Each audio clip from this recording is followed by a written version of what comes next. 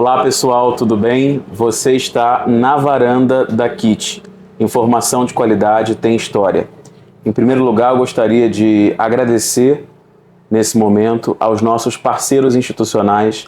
A partir de hoje, você terá a salvaguarda deste material na Cinemateca do MAN Rio, do Museu de Arte Moderna do Rio de Janeiro, e também a salvaguarda acadêmica da UFRJ, Universidade Federal do Rio de Janeiro, através do Laboratório de Memória, Metrópole e Arte. Eu quero agradecer muito a esses dois espaços, a essas duas instituições históricas do Brasil.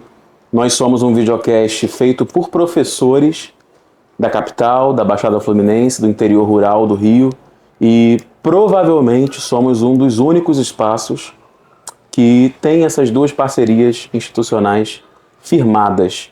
É importante ressaltar que a democracia é um fenômeno, uma metodologia política a ser refinada, trabalhada, utilizada pedagogicamente.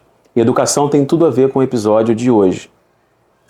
Lembrando que nós unimos o local, o regional, o nacional ao internacional, e esse diálogo, essa ponte, é que nos torna seres humanos melhores. Por isso, hoje você vai conversar, dialogar com a professora e subsecretária Luciene Carmo Conceição, aqui de Cachoeiras de Macacu, capital ecológica do estado do Rio de Janeiro. Luciene tem uma vasta experiência com a educação municipal e tem, enfim, conhecido, trabalhado já há alguns anos com os aposentados junto ao IAPCM, o Instituto de Aposentados de Cachoeiras de Macacu. É evidente que ela vai falar muito melhor do que eu sobre isso e muito mais, só aqui na varanda da KIT, hoje comigo e dividindo, compartilhando esse espaço também com a pedagoga Jasmine dos Anjos. Um abraço. Então, Lu, primeiro, muito obrigado pelo seu tempo, muito obrigado mesmo por estar aqui nessa noite de sexta-feira, né? Nesse inverno tão mexido devido às mudanças climáticas, ao aquecimento global, que também é um tema que muito nos preocupa, né? Eu gostaria de saber, Lu, primeiro, como você tem se definido no momento presente, assim, e um pouco da sua origem familiar, da sua caminhada, da sua juventude, sua infância.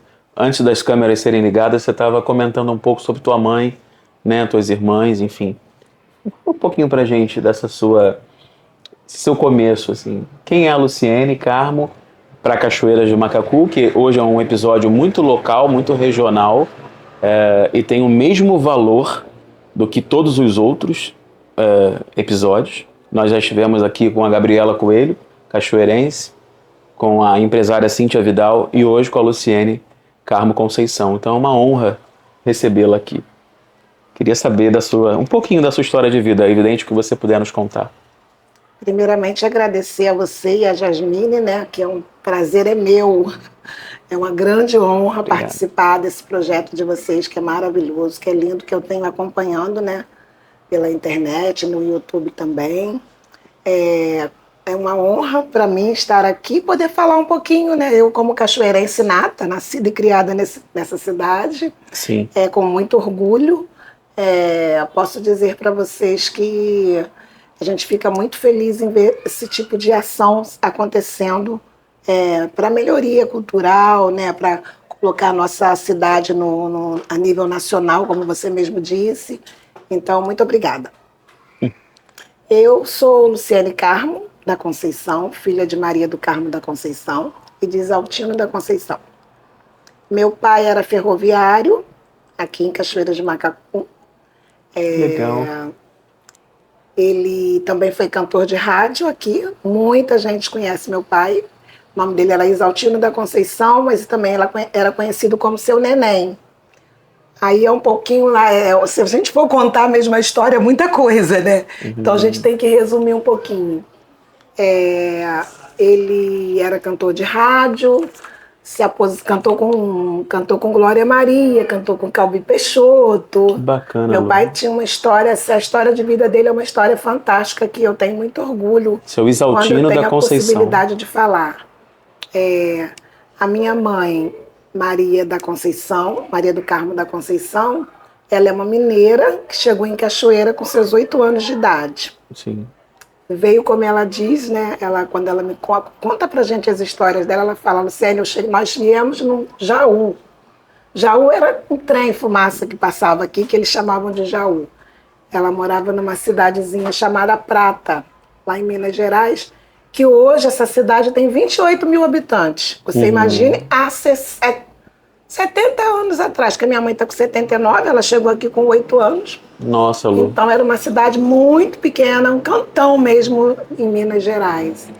E a minha história, né, que começa na história de vida dos meus pais, do encontro deles, a minha mãe, quando veio para Cachoeiras, foi porque ela vivia num lar onde ela e a mãe dela sofriam violência doméstica.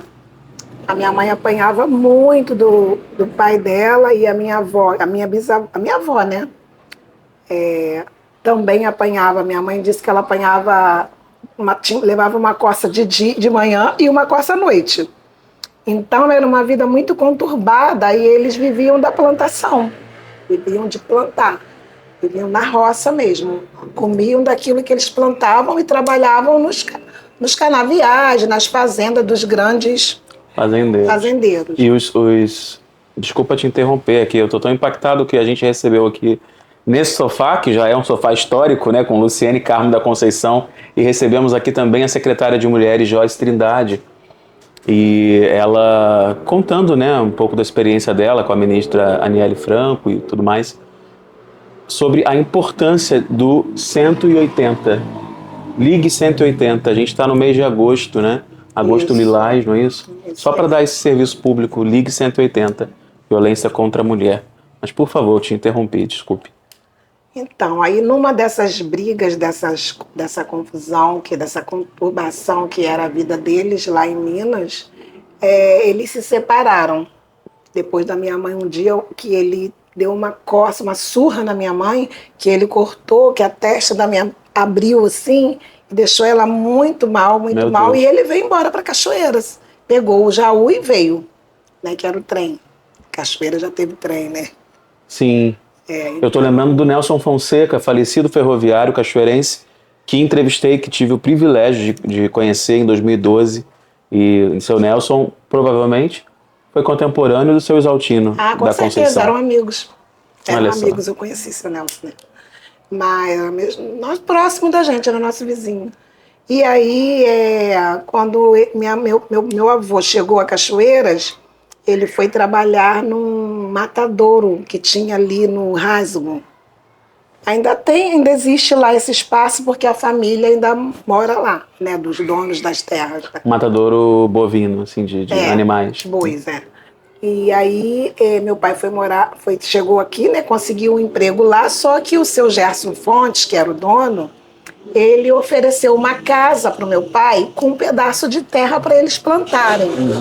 E, na verdade, quem pegava mesmo no batente era minha avó. Entendo. Né? Então, o meu avô voltou a Minas e trouxe a minha avó, trouxe a minha mãe, né, os filhos, que não tinham quase nada. Minha mãe falou que coube tudo numa sacola, num saco, e vieram para Cachoeiras.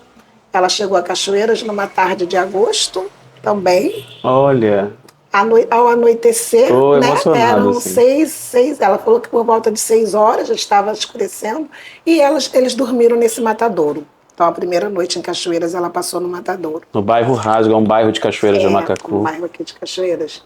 E no outro dia, eles partiram, porque quando meu avô a convidou para vir para Cachoeiras, ele prometeu a ela um palácio.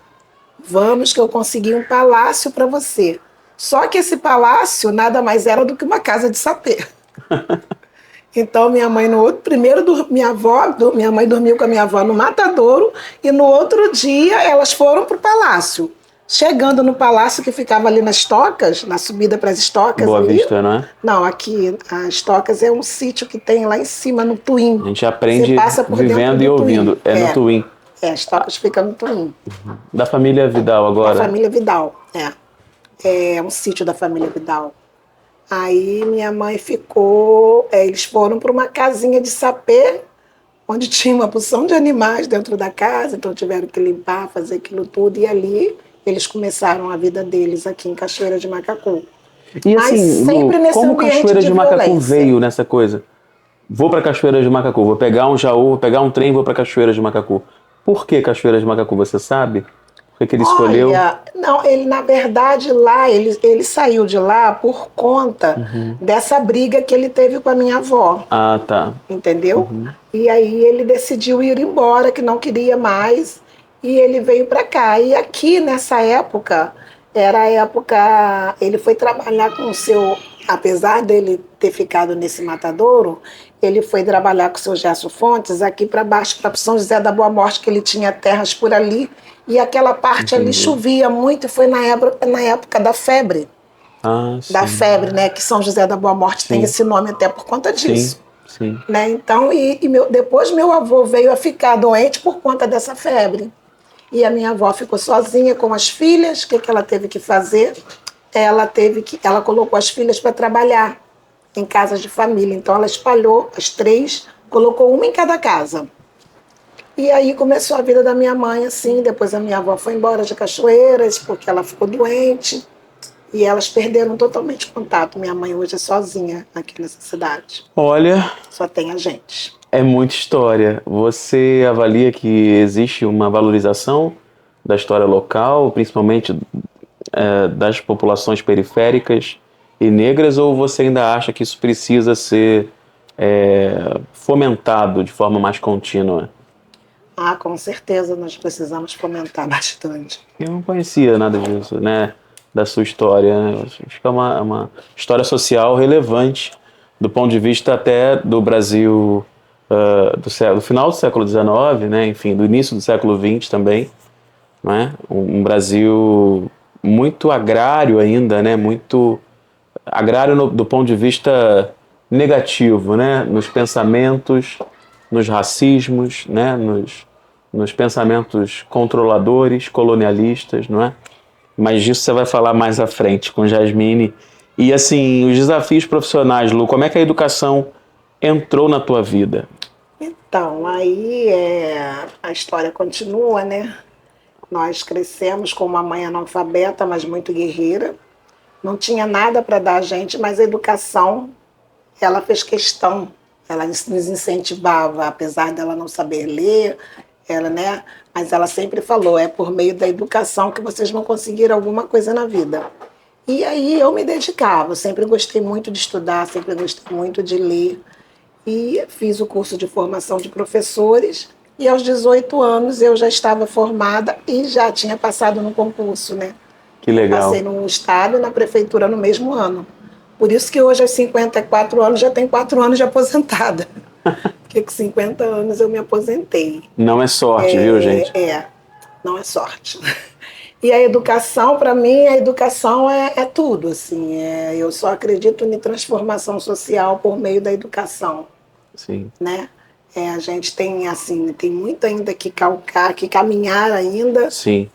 Mas sem educação a gente não consegue nada. Até, posso falar do objeto que você pediu para trazer? Não, mas daqui a pouco, mais tarde, daqui a pouquinho. Esse é o grande finale. Ah, tá. Maravilha. E, bom, acho que você já respondeu isso, não é? As suas inspirações profissionais e pessoais.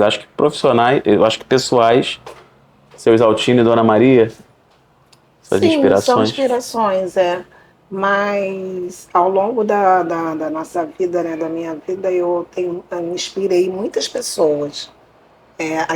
Até as pessoas do dia a dia, principalmente, né? Aquelas pessoas que nos acompanham, que estão com a gente. Sim. A gente na educação acaba trabalhando por muitos anos com pessoas que nos ensinam muita coisa. Verdade. Então eu não posso nem citar o nome porque eu seria injusta. Porque se eu citar um nome aqui, eu vou estar praticando uma injustiça com alguém. Porque graças a Deus eu tenho muitos amigos e eu admiro muito, eu aprendo muito, aprendi muito. A educação me trouxe muitas coisas boas. E eu, assim, Comecei com... Posso falar um pouquinho sobre isso? Claro. Eu falo muito, né? Não, fica à vontade. Eu comecei com 18 casa é sua. anos, então eu fui trabalhar em São José da Boa Morte, numa escola chamada Escola Municipal Engenheiro Elias Fará. E quando eu cheguei nessa escola, uma menina negra, 18 anos, né, não tinha experiência. Eu lembro que quando eu passava naquela estradinha que ia ali para a Parada Modelo, que é um pouquinho antes, né? São José fica um pouquinho antes da Parada Modelo. Sim. Eu tinha medo da estrada, porque a estrada tinha muita neblina. Claro. E eu não estava acostumada a sair sozinha.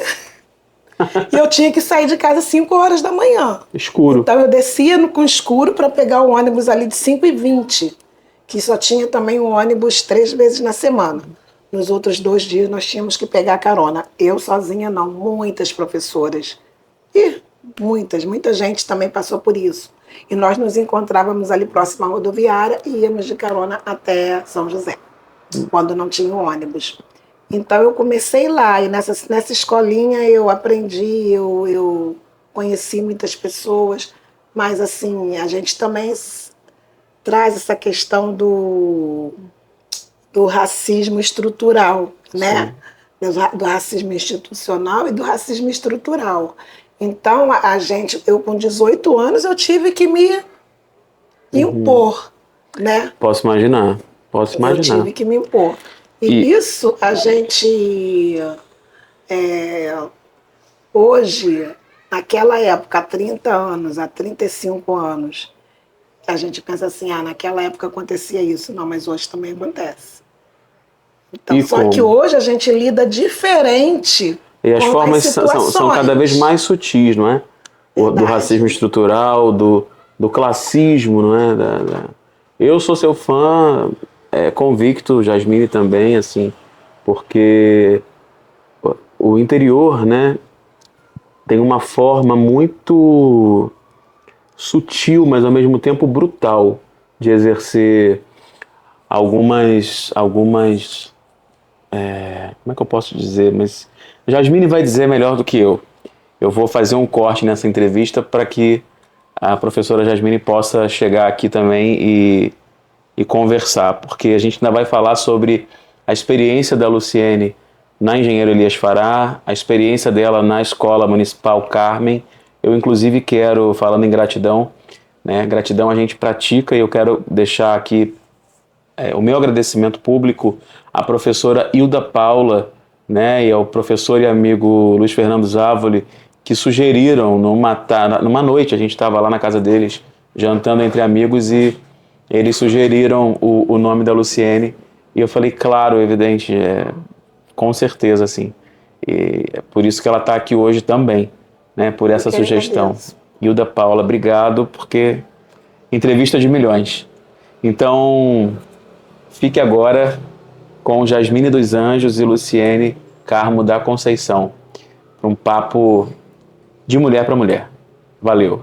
Bom, gente, mais uma vez, boa noite. Boa noite a todos e a todas que estão aí nos acompanhando nessa maratona de entrevistas tão relevantes para a sociedade, né, para a transformação do pensamento. É um trabalho de formiguinha, mas que aos poucos a gente vai fazendo aí uma grande construção, né, de um novo momento, de um novo tempo, ouvindo pessoas de todas as matizes, de todas as origens sociais, políticas, enfim. É muito bom a gente poder estar compartilhando desse momento hoje com a Luciene, né, que é professora, gestora e, no momento, também subsecretária, né, do Instituto dos Aposentados daqui de Cachoeiras de Macacu. Daqui a pouco a gente vai falar um pouquinho mais sobre isso. Né, Lu? Mais uma vez, seja muito bem-vinda.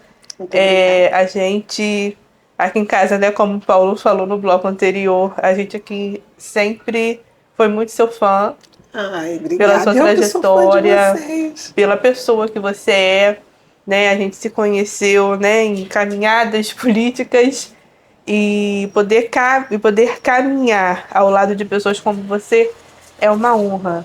Muito tá? obrigada, Jasmine. E deixar, né, só fugir um pouquinho aqui o roteiro. A primeira vez que eu conheci a Luciene, eu trabalho numa escola onde ela foi gestora, a Escola Carmen, um evento literário muito, muito, muito lindo, assim, que me impactou. Até hoje eu lembro daquele evento. Lá em 2017, ou se eu não me engano, ali no Cauel, o evento assim, esplendoroso. A gente via ali as crianças totalmente envolvidas, apropriadas do objeto livre da literatura. E eu falei, gente, quem é a diretora dessa escola?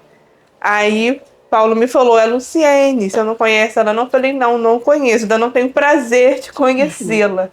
Mas ali eu te conheci através do seu trabalho, que é um trabalho de muita fibra e de muita relevância. Parabéns, Obrigada. tá? Antes de eu fazer, né, a próxima pergunta, eu queria deixar aqui registrado Que bom, fico muito feliz. esse momento. Mas é um trabalho de equipe, né? A equipe era maravilhosa. Então, o gestor, a direção, ela está ali só para alinhar, Sim, né? Alinhar o caminho, como as coisas vão. Mas, assim, se a equipe não estiver junto, não tiver, a gente não consegue construir nada. com certeza. E esse é o papel do gestor, né? Justamente se enxergar nesse papel de condutor, né? E quando você fala de projeto lá no Cauel, né? Sim. Eu sempre acreditei, eu enquanto gestora, comecei a ser diretora, a ser né, diretora no início da minha carreira, assim, com 18 anos eu comecei a trabalhar e depois de 4 anos, não, nem cheguei a 4 anos, eu já peguei porque era uma escolinha pequenininha com 2 turmas só, com 2 salas, aliás, 2 turnos, 2 salas multisseriadas. Então, eu já peguei direção e turma ali. Mas eu sempre gostei de trabalhar com projeto. Sim. É preciso que as pessoas entendam por que elas estão ali. Então, quando você trabalha com projeto, você dá um direcionamento. Não, é isso que a gente tem, é isso que a gente quer alcançar. Então, qual o caminho que a gente vai fazer para chegar ali? Então, por onde eu passei, eu deixei essa marca da questão dos projetos. A Carmen mesmo foi uma dessas escolas aí que quando eu cheguei na Carmen, a Carmen tinha 70 alunos. Mas foi uma escola que ela teve que ser criada porque o Ministério Público exigiu que fosse criada uma nova escola. Sim, sim. E aí, as matrículas da Escola Carmen foram feitas, as matrículas iniciais, elas foram feitas na Secretaria de Educação. Então, as pessoas não se atentaram para quais alunos estavam sendo matriculados. O que aconteceu? As escolas pegaram, vai ter uma escola nova em Cachoeiras, né? E está sendo feita a matrícula na secretaria, vamos mandar para lá todos os nossos problemas. Então, eram alunos, assim, com muitos problemas de disciplina, principalmente. E a gente, com um grupo de professores, um grupo muito responsável, um grupo que também tinha o objetivo de transformar, nós conseguimos transformar aquela escola. Era tida como escola de alunos problemáticos, de alunos difíceis. E depois de 4 anos era a escola mais procurada do município, né? Com a gente com fila na porta da escola, com gente dormindo na porta da escola para fazer matrícula. E isso é uma coisa que eu me orgulho muito, não por um trabalho meu, mas por um trabalho de um grupo, de um trabalho pedagógico muito sério, né? Um trabalho onde a gente reconhece desde quem está lá no portão até quem está lá, né? Porque a escola começa lá no portão. Sim. Se você não recebe bem no portão, a direção vai ter problema lá dentro. Com certeza. Então, eu sempre trazia isso para as reuniões. Todos somos importantes, desde quem está no portão até quem está lá na biblioteca. Então, eu tenho muito orgulho de falar da Escola Carmen, da Escola Engenheiro Elias Fará, por onde eu passei. E muito orgulho de ser professora nesse município. Olha, pode ter orgulho mesmo. Da escola Carmen, desse legado, né? Porque eu, particularmente, Tive uma experiência lá no ano passado, trabalhei lá 2 meses, né? Um bimestre inteiro, porque quando se passou um bimestre eu fui convidada, né, pela Secretaria de Educação para estar coordenando um projeto, né, de esporte e educação que ocorreu no ano passado na Escola Almerinda. Né? Eu também sou professora da rede municipal, já desde 2017. E ano passado eu tive essa experiência rápida na Escola Carmen e foi assim maravilhoso, porque realmente você vê ali pessoas que extremamente engajadas em fazer uma educação de qualidade, né? E com certeza isso, Lu, é um legado seu, já que então, você foi ali então a primeira diretora, certo? Desde a Não, criação da escola. ela teve uma diretora antes de mim, que ela ficou por um período, acho que foi um ano, quase um ano, né? Depois, no finalzinho, a gente... Porque eu, na verdade, fui a primeira professora, né, que escolhi para Carmen. Entendi, quando a escola foi criada. Só que eu estava cedida à Secretaria de Educação. Entendeu? Entendi. Aí depois, quando precisaram, eles me chamaram, porque já estava no final do ano e aconteceu um problema e precisava que alguém assumisse a escola. E, na verdade, eu que tinha o direito de escolher. Aí eu voltei, né? Voltei para a Escola Carmen. E ali a gente começou a... Voltei não, iniciei, porque, na verdade, só tinha feito a escolha, mas não, fui trabalhar na secretaria. E aí eu retornei e começamos um trabalho. Bom, então eu vou aproveitar esse momento para deixar um beijo para todo mundo da Escola Carmen. Eu também. Beijão. Vocês são maravilhosos, lindos, brilhantes, né? Deixar um abraço especial também para a atual diretora da escola hoje, que é a Lúcia. A Lúcia Helena também, uma profissional incrível, de muita fibra, de muita garra, que defende seus professores, né, com muito amor e com muito carinho, tá bom? Então, a gente está falando, né, Lu, da sua trajetória, né, que desde muito cedo, então, você assume lugares de liderança, né?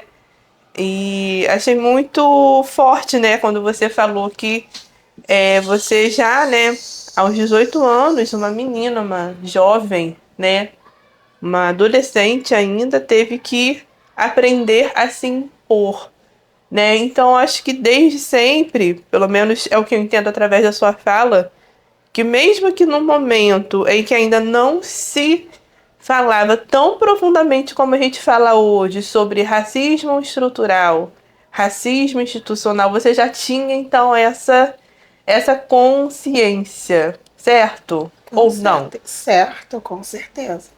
Na verdade, até antes, né? Porque eu lembro que no meu curso de formação de professores, que foi no Carlos Brandão, um pouquinho antes, acho que foi no primeiro ano, tinha um desfile. As turmas fizeram um desfile. Desfile mesmo, de moda. Sei. Desfile de moda. Uhum. Mas eu era louca para participar daqueles desfiles, Jasmine. Vou ser sincera para vocês. Eu era louca para participar. Mas eu nunca tive oportunidade. Eu pedia e não me deixavam. Porque quem participava desse tipo de evento naquela época eram só os bonitinhos, os tidos bonitos, entendeu? Então a menina negra, né, de cabelo duro, não ia ser destaque num desfile de modas. Então aí uma pessoa na época falou para mim: não, Luciene, você não vai poder desfilar. A sua participação é nos bastidores. Fui para os bastidores, mas fiquei com aquela coisinha, né, de eu queria tanto ter desfilado. E assim foi a vida inteira. A gente sempre é colocado como negro, sempre colocado no final da fila, essas coisas assim que é uma coisa assim, não muito, é meio camuflado, não é muito aberto. Estrutura mesmo, estrutura ali do faz pensamento, parte, do pensamento. Tá no inconsciente é uma coletivo. coisa normal, tida como normal, entendeu? Então eu vi isso. E aí quando eu cheguei lá na escola Engenheiro Elias Pará, com 18 anos, 19, 20, eu assumi a direção da escola E uma das coisas que eu tive que fazer foi hoje chamada buscativa. Sim. Porque eu ficava pensando, como é que eu vou fazer essa escola crescer para deixar das turmas serem multisseriadas, que eram 2 turmas para um professor. Eu queria que a escola crescesse. E eu não tinha como. E eu comecei a pensar, o que eu vou fazer para acontecer isso? Eu vou bater de porta em porta, eu vou conhecer São José da Boa Morte. Então eu trabalhava de manhã e à tarde eu ia para conhecer a comunidade, batia de porta em porta. Eu fiz matrícula de porta em porta. Então, eu sei que quando eu cheguei lá também só tinham 4 turmas e eu saí deixando com educação infantil e até o 9º ano. Então, foi uma escola que eu vi ela assim crescer realmente e fiz muitos amigos naquela comunidade, mas às vezes, né, nesse meio aí, quando eu ia de porta visitar, fazia muita visita em casa dos alunos, que é chamada, hoje eu sei que é chamada buscativa, né, que a gente tem que fazer mesmo. Muitas pessoas me perguntavam, mas a senhora que é diretora mesmo? Eles não me viam como diretora. E aí, isso foi há 30 anos, há 33 anos. Só que ali na Escola Carmen foi há 5 anos. Quer dizer, liderança não pode existir. Liderança negra, não. Liderança negra, não.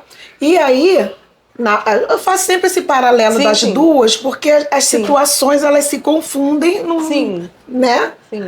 São parecidas no caso. Se confundem, não, são parecidas no caso, mas no âmbito assim escolar. Na Escola Carmen, eu sempre falava isso lá com as meninas. Gente, a gente ficava, porque a escola tem aquele pátio ali na frente, né? Então quem chega na escola chega primeiro ali nas mesas. Hoje tem um refeitório lá dentro.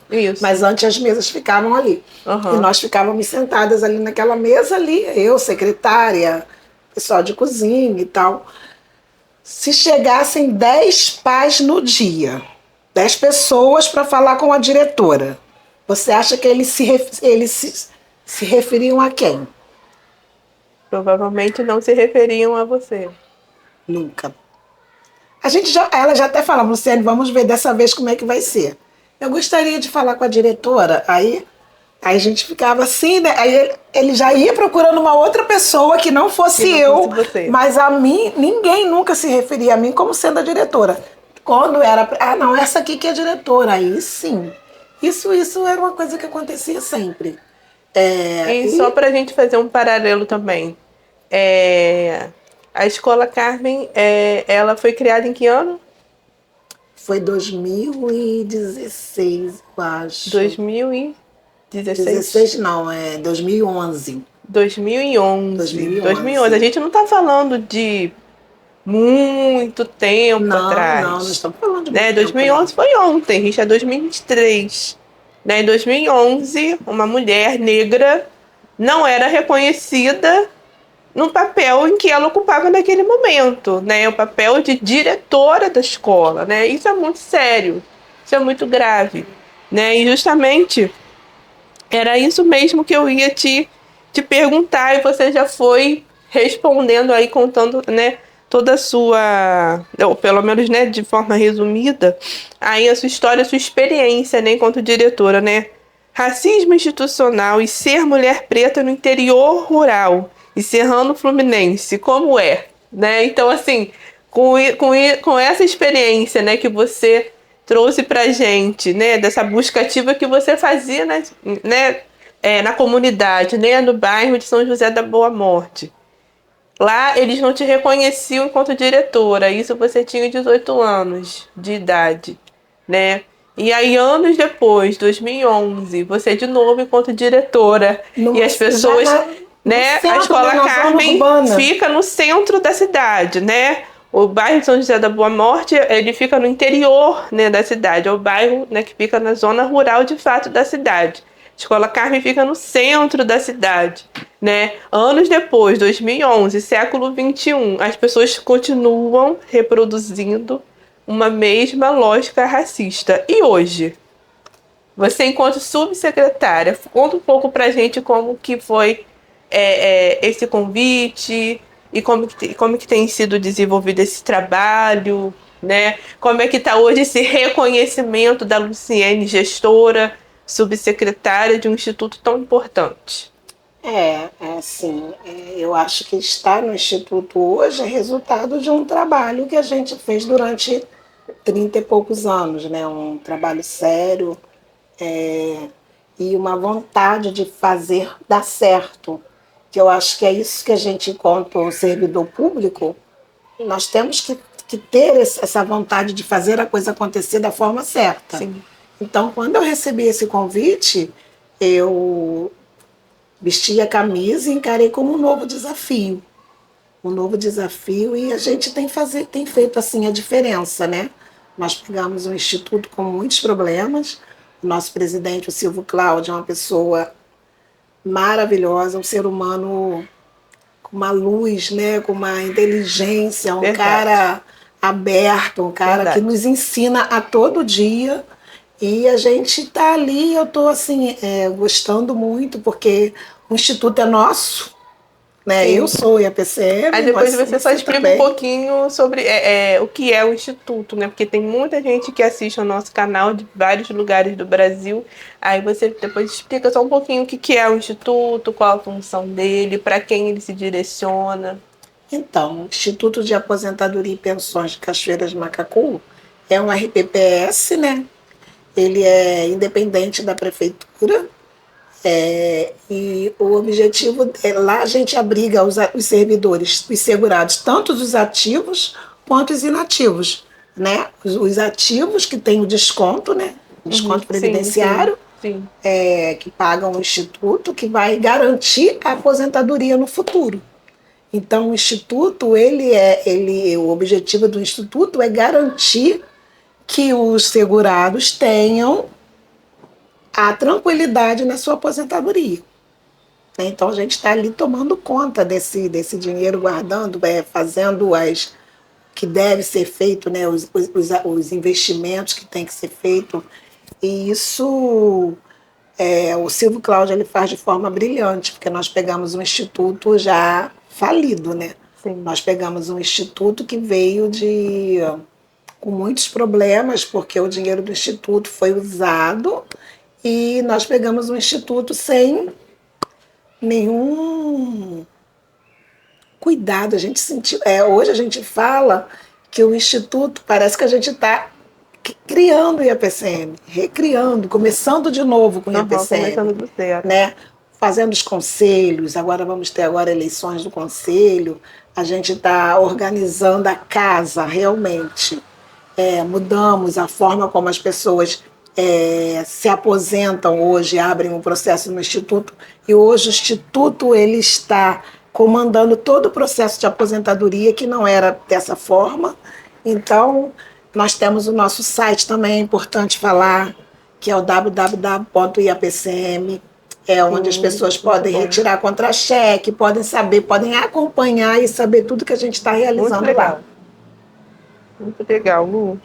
E aí, né, voltando só um pouco na questão desse reconhecimento da pessoa, né, da mulher Luciene, uma mulher negra, enquanto subsecretária, né, ocupando aí um lugar, né, de liderança municipal, né, porque, né, a escola, né, a direção da escola é algo que começa e termina na escola, né. Hoje você assume aí, junto com o Silvio Cláudio, uma pasta que estava, né, realmente abandonada, né. A gente teve aí um período muito difícil, né, para a nossa cidade, né, há 4 anos atrás, em relação a isso especificamente, né, aposentados sem receber seus provimentos, né, e trabalharam uma vida inteira para ter essa salvaguarda no auge da sua vida, e essas pessoas foram extremamente desrespeitadas, né? E hoje, com essa gestão, né, você e o Silvio Cláudio à frente desse instituto, né, dessa pasta, tem devolvido, né, a dignidade dessas pessoas, né? Pessoas idosas, pessoas que trabalharam uma vida inteira para ter a sua recompensa, né, do seu descanso. Obrigada. Obrigada. E hoje as pessoas ainda têm dificuldade de te reconhecer nesse lugar? A Luciene, subsecretária Luciene, gestora municipal? Ainda acontece, ainda acontece, mas hoje eu já lido com isso. Eu sempre lidei assim, eu acho que eu sempre lidei bem até com essas situações. Sim. Eu sempre ri bastante disso. Eu não sei se isso é uma defesa que a gente tem, né? Mas eu também sou uma pessoa muito verdadeira, muito franca e a gente se impõe, né? A gente se impõe, porque o racismo, Sim. ele não é um problema meu, ele é um problema da pessoa que é racista. Entendeu? Então, quem tem que se resolver é a pessoa, não sou eu. Eu, assim, estou ali para fazer o que eu tenho que fazer da melhor forma possível e, infelizmente, racistas não passarão. Então, os racistas Isso que aí, fiquem lá muito no bom. canto deles, porque eu não vou mudar por conta de pessoas que acham que eu não deveria estar ali por conta da minha cor de pele. Muitas vezes é uma coisa muito interessante que acontece. Eu não sei se já aconteceu com você, porque nós que somos negras retintas, Sim. sofremos mais na pele essa questão eu acho essa questão do racismo. Sim. Porque negros no Brasil são muitos. Sim. A nossa maioria são negros. Sim. Mas há os negros mais retintos, que somos nós, os negros retintos. Não sei se isso acontece com você. Sim. Mas você já foi apresentada 5 vezes a mesma pessoa? Hoje eu começo a rir quando alguém me apresenta, porque a pessoa simplesmente finge que não te conhece. Nós moramos numa cidade pequena onde todo mundo se conhece, todo mundo se vê. Aí toda vez que você é apresentada àquela pessoa, é como se ela estivesse te vendo pela primeira vez. Uhum. E ela vai esquecer de você.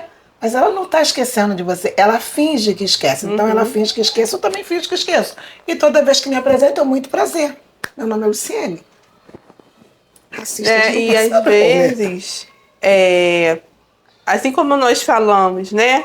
Como nós ouvimos todas as pessoas, a gente tem certeza também que todas as pessoas também nos assistem, né? E podem ter pessoas aí do outro lado pensando, pra que tá falando disso? Pra que tá tocando nesse assunto?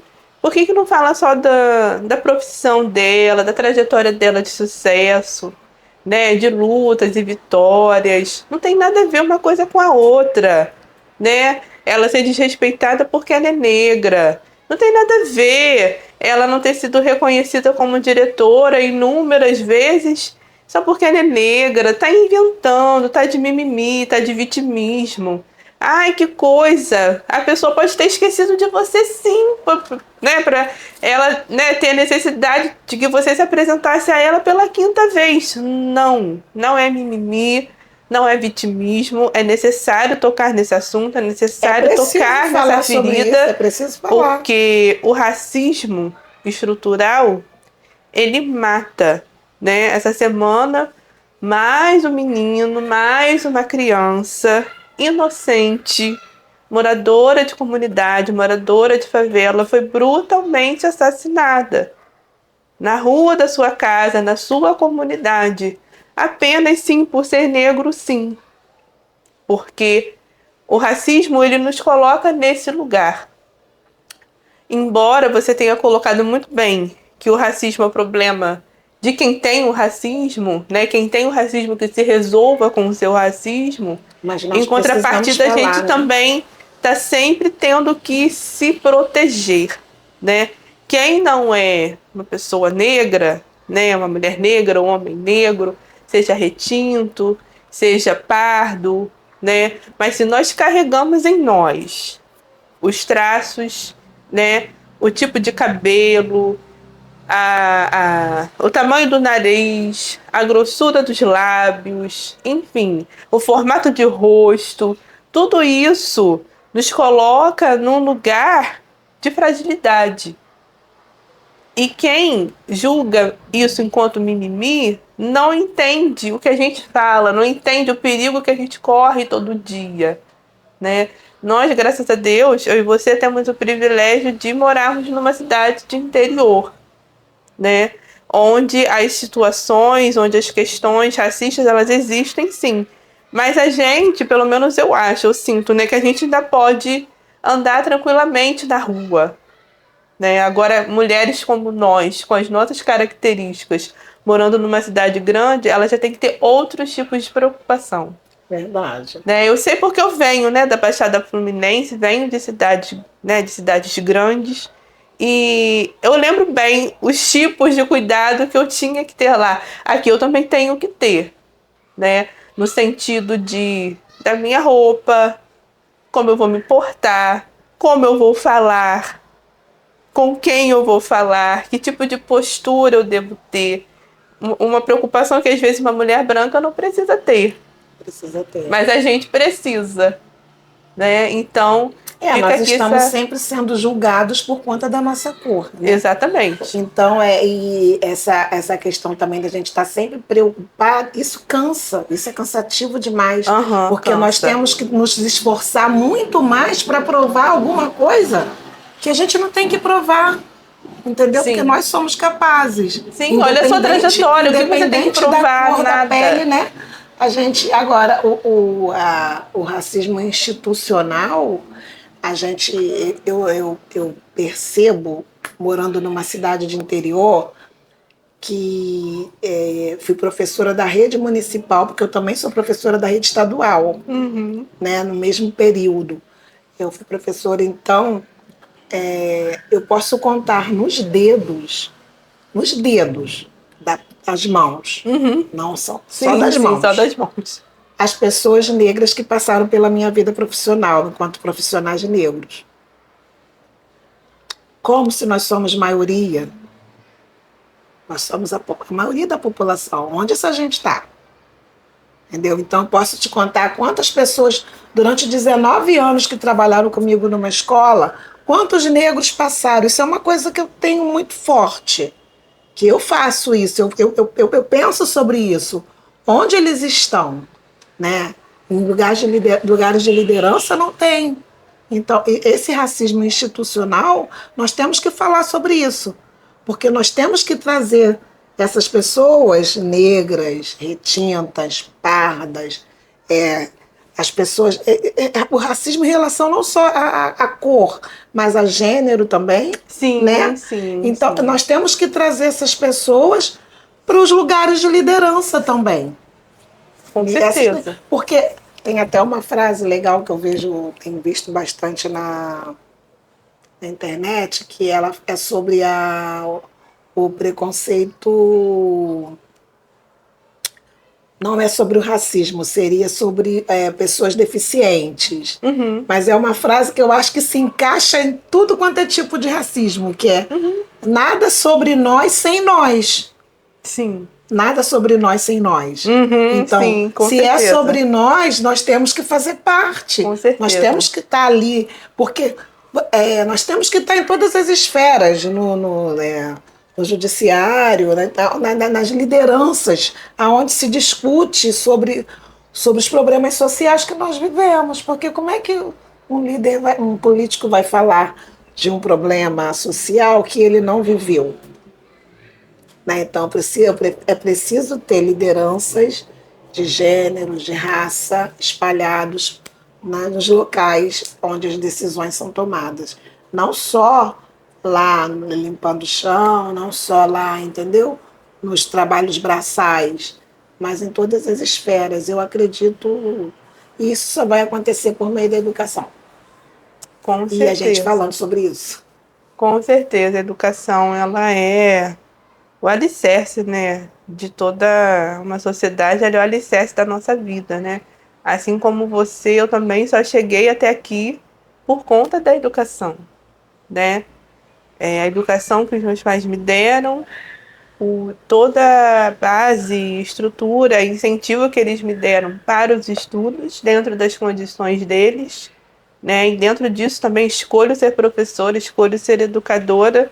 E hoje estou aqui podendo entrevistar uma pessoa, né, da sua relevância, da sua história, da sua trajetória tão importante. É importante deixar registrado essas experiências, né, porque elas enriquecem, elas edificam, elas estruturam a gente num outro lugar, né? Às vezes a gente gosta muito de ouvir, e eu também gosto, de ouvir pessoas famosas falando, mas é muito bom a gente também ouvir quem está do nosso lado, quem está assim, tão juntinho da gente. Né? Mais uma vez, muito obrigada. Então, para a gente ir se encaminhando pro final, eu queria que você desse algumas dicas, né, sobre aposentadoria. Mas como assim? Então, como é que a gente pode tá dinamizando essa pergunta, né? Tipo assim. Desculpa. Perdão. Agora falando. Por exemplo, Perdão. eu mesma, eu sou uma pessoa. Eu sei que ainda falta muito para me aposentar, né? Mas, por exemplo, eu ainda não sei tudo em relação ao tempo de trabalho que se soma com a idade, questões de licenças que precisam ser tiradas, né? Coisas nesse sentido. Eu confesso que eu mesma ainda tenho muitas dúvidas. Então, você agora como professora da rede, né? Isso, É uma das nossas seguradas no Instituto. O Instituto está aberto lá para tirar as dúvidas que você precisar. Sim. Mas isso foi uma coisa que com a reforma da Previdência que aconteceu agora, né? Em 2019, o país todo teve que passar pela reforma. Começou nos grandes estados e os municípios tinham um prazo para fazer a reforma da Previdência. Porque sem fazer a reforma, todas as verbas do município elas ficavam travadas. E o prazo dos municípios era até junho do ano passado, até 30 de junho. Em Cachoeiras, a reforma da Previdência aconteceu em dia 24 de junho de 2022. Então, a gente, com essa reforma, algumas coisas mudaram, mas o tempo ganhou 2 anos a mais, né? E as regras, elas são muito assim, elas dependem muito de algumas situações. Depende de quando você entrou no serviço público, entendeu? Depende da idade, entendeu? Então, a gente fala, eu sempre, quando as pessoas chegam lá, eu falo, gente, hoje a gente faz a contagem. Então, se você for lá e solicitar a abertura de um processo para você saber quando e como você vai poder se aposentar, a gente abre e aí a procuradora vai te explicar, porque o nosso sistema ele contabiliza e te diz qual é a melhor regra e o ano que você vai poder se aposentar. Ah, legal. Se não acontecer nenhuma reforma até lá, né? Que sim, pode ser que venham outras, a gente sempre acredita que venham outras e a coisa muda. Disso. Mas não muda muito. Quando eu tinha 25 anos, eu tinha 25 anos de serviço, mas 42 anos, eu poderia me aposentar com 25 anos de serviço, mas eu tinha 42 de idade. Teve a primeira reforma. Eu tive que trabalhar mais 8 anos para me aposentar. Sim. Tipo assim, você daria alguma dica emocional para quem está se aposentando? Ou de juntar dinheiro, ou emocional? Tipo assim, a pessoa que está entrando numa depressão porque vai se aposentar. É verdade, também tem esse lado também. Cadê o seu? Se quiser dar essa dica também, sei lá, se você tem essa dica. Assim, emocionalmente... Tipo, a pessoa que sabe que daqui a 3 meses ela vai se aposentar. Assim, é difícil, é fácil esse processo de desligamento? Não, esse processo não é um processo... Parece fácil, mas não é. Então, hoje a gente tem o projeto IAPCM+. É um projeto que ele foi implementado esse ano até, né? O prefeito falou sobre esse projeto no encontro que a gente teve com os aposentados lá na APA, agora no mês de julho. E esse projeto a gente pretende acompanhar aquela pessoa que já está com abono permanência, que é aquela pessoa que tem tempo e idade para se aposentar. Então, a partir do momento que você tem tempo e idade, o Instituto já vai te convocar para algumas reuniões, a gente vai ter reunião com psicólogos, entendeu? Para começar a fazer esse trabalho de preparação para a aposentadoria. Isso é muito importante. Porque é uma fase abrupta, né? É um rompimento que muitas vezes as pessoas não estão preparadas para isso. E também dentro desse projeto, a gente vai também sugerir outras coisas que você pode fazer. Muito bom. Né? Para que esse desligamento não seja um desligamento tão abrupto, mas muito seja bom. consciente e que é preciso que seja consciente. Muito bom, muito bom. Isso é muito importante, né? Porque o trabalho, né, para a gente que é brasileiro, a gente tem muito, assim, o costume de se definir socialmente com o trabalho. Então, né, como você muito bem colocou, abruptamente você para de trabalhar, o que que você vai significar para as pessoas, né, no momento em que você para de trabalhar, né? Como é que as pessoas vão te enxergar? Como é que as pessoas vão te ver? A gente, enquanto brasileiro, tem muito essa preocupação. Ah, e aí, como é que você tá? Tô bem, tô trabalhando. Isso. Ah, tô trabalhando, tô ganhando dinheiro, tô fazendo. Você tá sempre numa atividade, né? O ócio, né? O descanso, infelizmente, ainda é muito mal visto, né?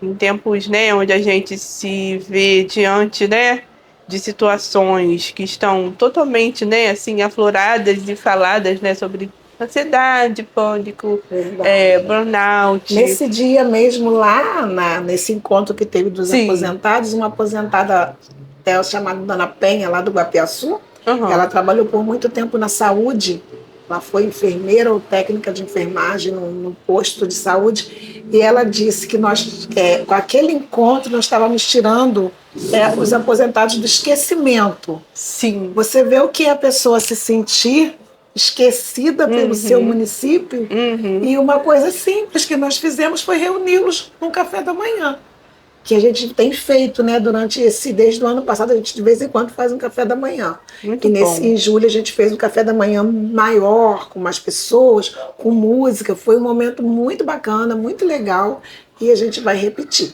Muito bom, parabéns por essa iniciativa, por esse trabalho pioneiro, né, no sentido de valorização mesmo da pessoa idosa, né, da pessoa aposentada. As pessoas que fizeram muito por esse município, né? Muito tem se falado, né, em etarismo, né, é um assunto novo pra gente, o etarismo, esse preconceito com a pessoa mais velha, né? Etarismo, resumindo, é isso, é o preconceito com a pessoa mais velha. Você, né, a pessoa se acha no direito de desprezar, de esquecer, de ridicularizar, de diminuir a pessoa porque ela, aos seus olhos, ao seu ver, ela é uma pessoa velha, né? Então, quando a gente vê um instituto, né, voltado para a pessoa aposentada, que não deixa de ser a pessoa idosa também, né? Obviamente, com tanto carinho, né? Eu sinto muito carinho, né? Quando você fala do que está sendo feito, eu sinto um carinho, né? Então, assim, parabéns para você, para o Silvio e para toda a equipe. Lu, então agora a gente se encaminhando mesmo para o final, eu gostaria que você deixasse um recado para as mulheres pretas da nova geração. Para as pretas da nova geração, eu deixo que tenham coragem, que não desistam. Volta de novo. Desculpa.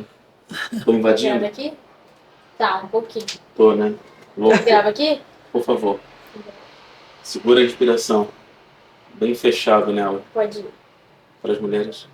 Para as mulheres pretas da nossa geração, da atual geração, né?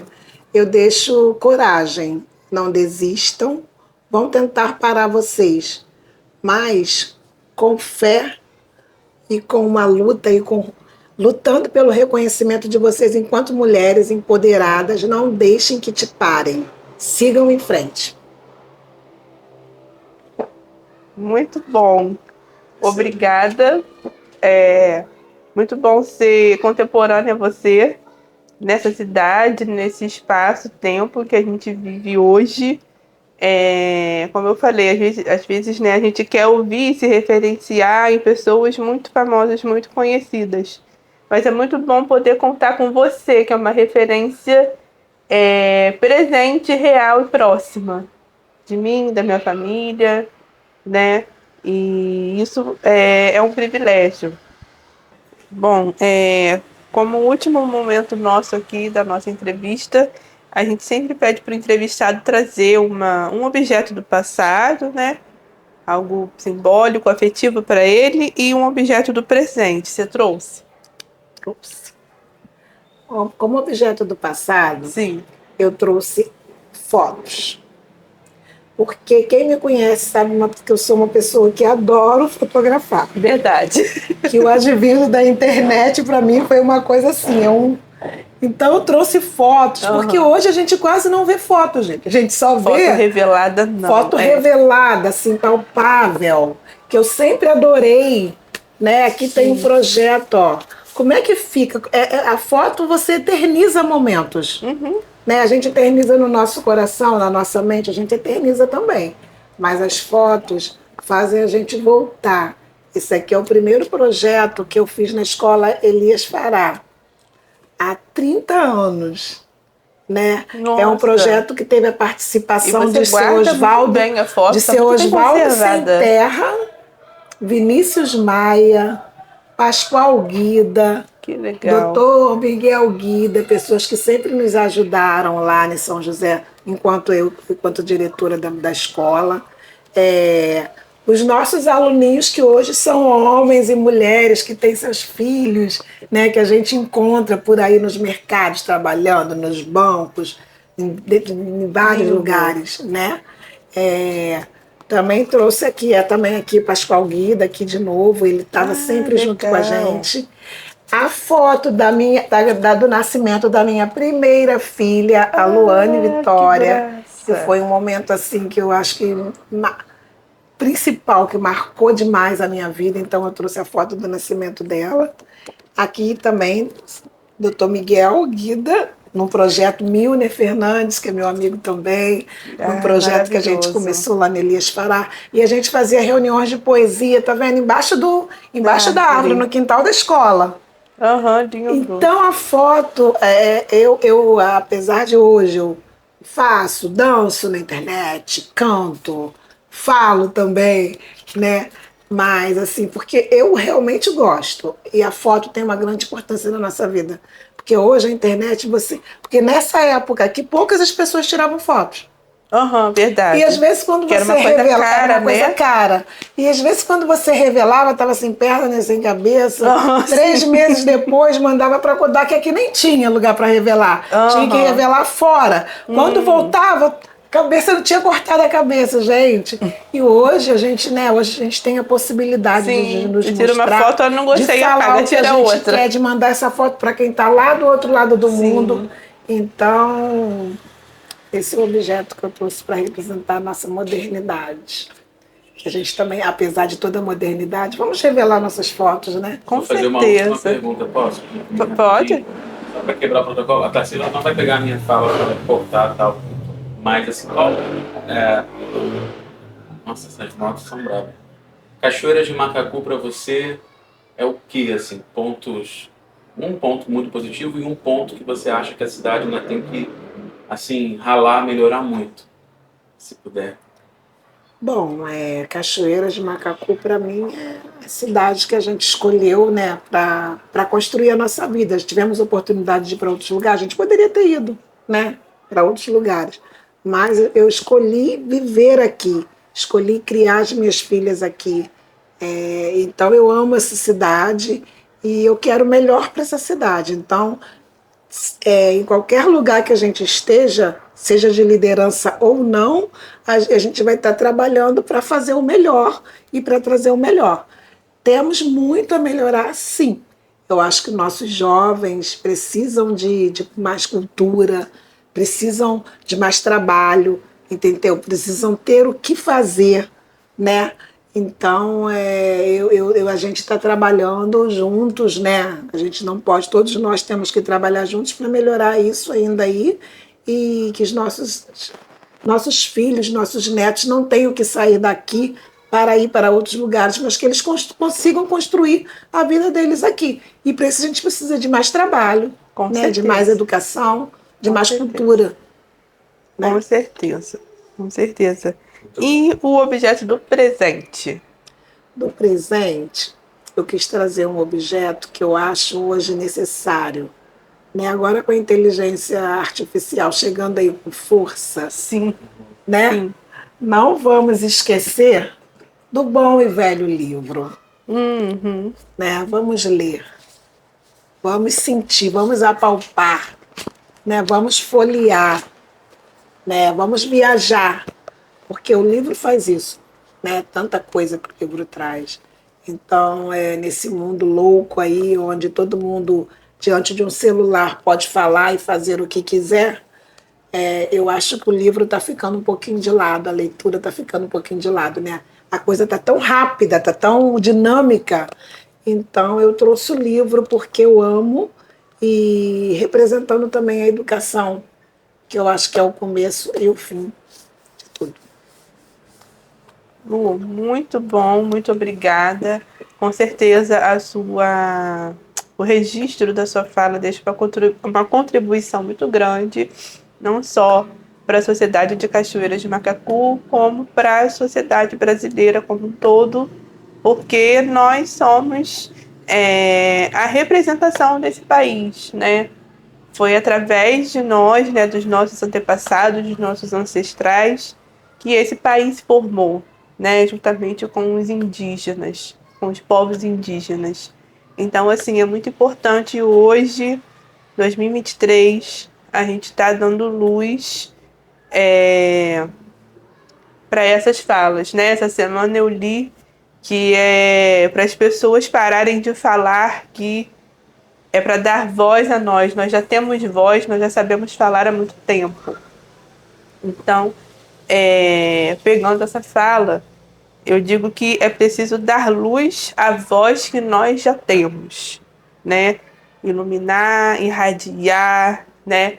Precisamos ser farol, né? Não no sentido de nos colocarmos o tempo todo como ensinantes de algo que já deveria ter sido aprendido há muito tempo, né?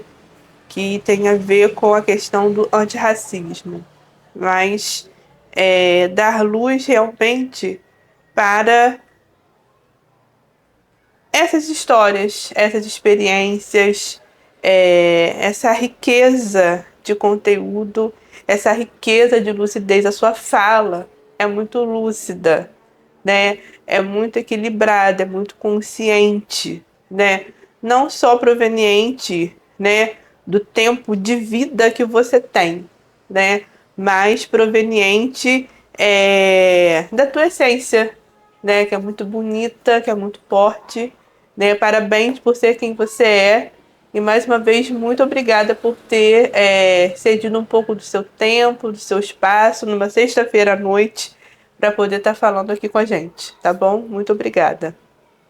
Eu é que agradeço, eu estou aqui lisonjeada, assim, e eu falo muito, um pouquinho de vergonha, mas a gente fala, e assim, é muito importante, realmente, quando se fala em falas negras, né, a gente, lugar de fala, Lugar né, de fala. Aham. precisamos ocupar os nossos lugares. Eles sabem falar, mas essa é a oportunidade de falar. Uhum. Né? Então, a gente não precisa que ninguém fale por nós.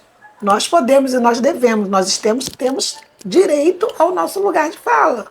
E precisamos defender aquilo que a gente acredita e não deixar que ninguém fale por nós. Né? Eu agradeço muito esse espaço, esse momento. Foi muito gratificante para mim. Eu agradeço vocês, são maravilhosos, você e o Paulo. São de uma inteligência, eu acho, sou fã de vocês. Acompanho mesmo, curto tudo. Obrigada. E eu acho importante isso. E voltando lá em Quem Me Inspira, que seria de Jamila Ribeiro, né? Ela fala que o racismo, ele tem que... o antirracista, nós como antirracista, com ações antirracistas, precisamos realizar isso no nosso cotidiano. Então precisamos realizar isso todo dia. Porque o racista, ele é racista todo dia. Sim, com certeza. Mais uma vez, muito obrigada. Obrigada a você que nos assiste, que nos dá credibilidade, que nos dá ouvidos e olhos. Muito obrigada. E essa foi mais uma Varanda da Kit. Boa noite.